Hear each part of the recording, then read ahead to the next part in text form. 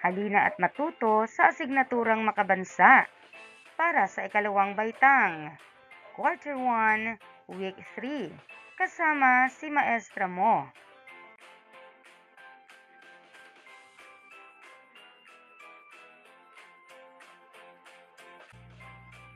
Mga layunin: natutukoy ang sukat o lawak ng lugar na makikita sa kinabibilangang komunidad. Naiguguhit ang lugar na makikita sa kinabibilangang komunidad. Ang paksa natin sa araling ito ay sukat o lawak ng lugar na makikita sa kinabibilangang komunidad. Ating balikan ang nakaraang aralin. Ano-anong mga salita ang naglalarawan sa lawak o sukat ng isang lugar sa komunidad? Gamitin ito sa pangungusap. Ano ang ibig sabihin ng metro? Kilometro. Mga bata, tingnan at suriin ang larawang ito. Ito ay halimbawa ng mapa ng komunidad.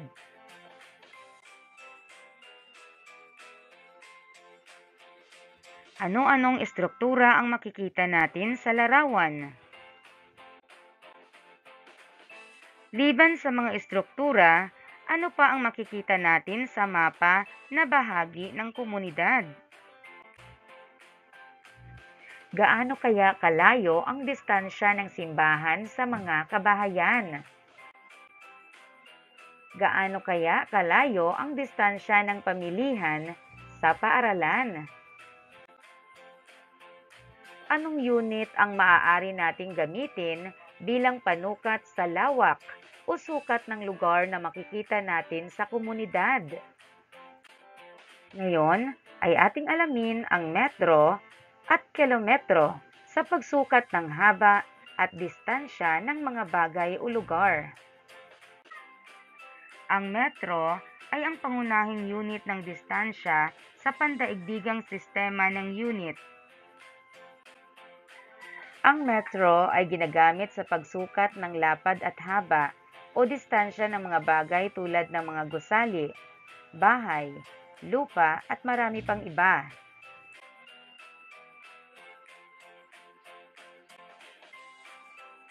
Ang kilometro naman ay katumbas ng 1,000 metro.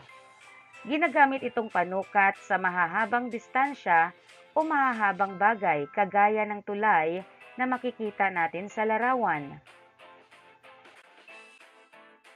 Kapag ang susukating distansya ay malapit lang, ginagamit natin ang unit na metro. Kilometro naman para sa malalayo o mahahabang distansya. Tingnan ang pagsasalarawan.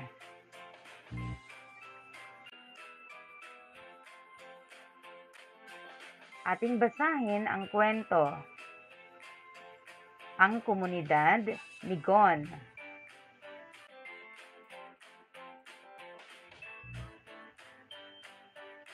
Ang komunidad ni Gon. Sa isang tahimik na baryo na tinatawag na Maligaya, may isang batang nagngangalang Gon.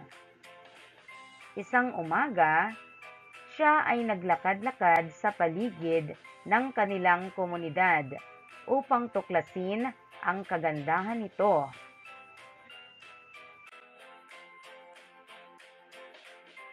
Habang naglalakad si Gon, una niyang nadaanan ang malawak na palayan na sumasakop sa halos kalahati ng baryo. Ang mga palay ay kasintaas na ng kanyang balikat at tila alon sa dagat kapag hinihipan ng hangin.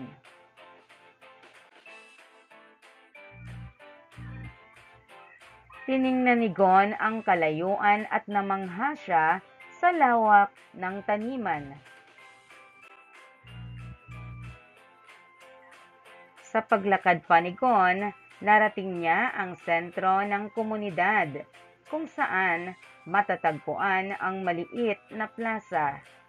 Ang plaza ay hugis parisukat na may sukat na 30 metro bawat gilid, at pinalilibutan ng mga tindahan.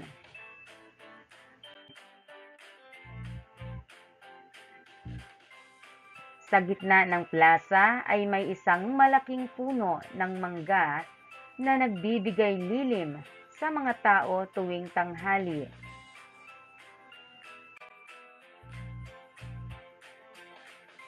Pagkatapos, pumunta si Gon sa kanilang paaralan na nasa dulo ng kanilang baryo.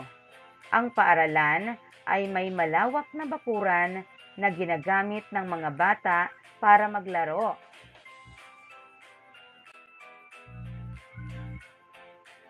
Tinatayang may sukat na 20 metro ang haba at 10 metro ang lapad. Dito, masayang naglalaro ang mga kabataan habang tinutukan sila ng kanilang mga guro.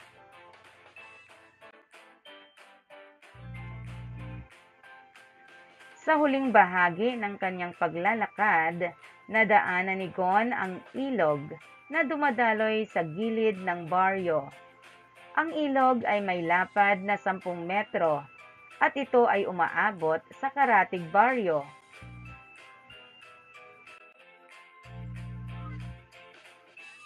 Dito madalas magtampisaw ang mga bata at manghuli ng isda ang mga mangingisda ng komunidad. Sagutin ang mga tanong. Una, sino si Gon? Pangalawa, ano ang ginawa ni Gon isang umaga? Pangatlo, ano ang nadaanan ni Gon na sumasakop sa halos kalahati ng buong baryo? Pang-apat, gaano kalawak ang plaza nila?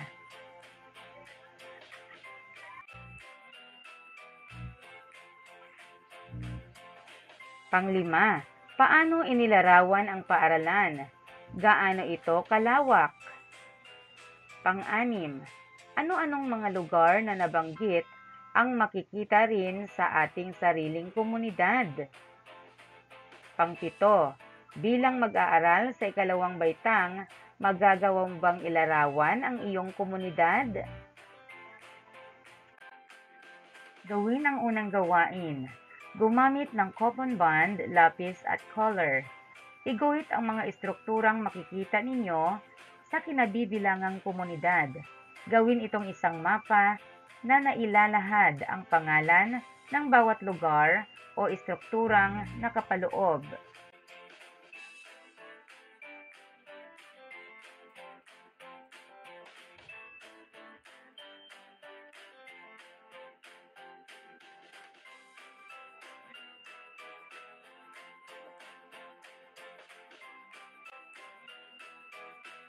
Batay sa ating napag-aralan ngayong araw, anong mga salita ang natandaan ninyo? Ipaliwanag ang mga salitang ito.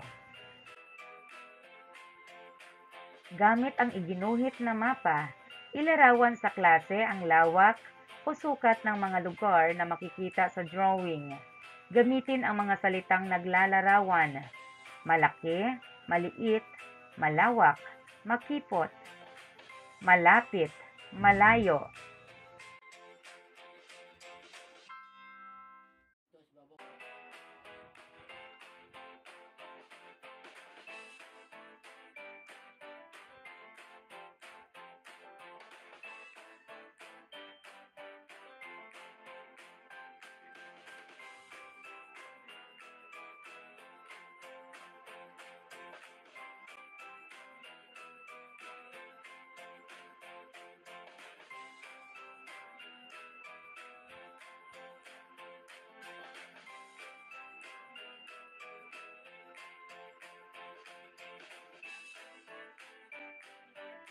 Para sa karagdagang gawain, magtala ng mga kilalang daanan o lugar na makikita sa iyong komunidad. Mga bata, huwag kalimutang ibahagi ang iyong mga natutuhan. Hanggang sa muli!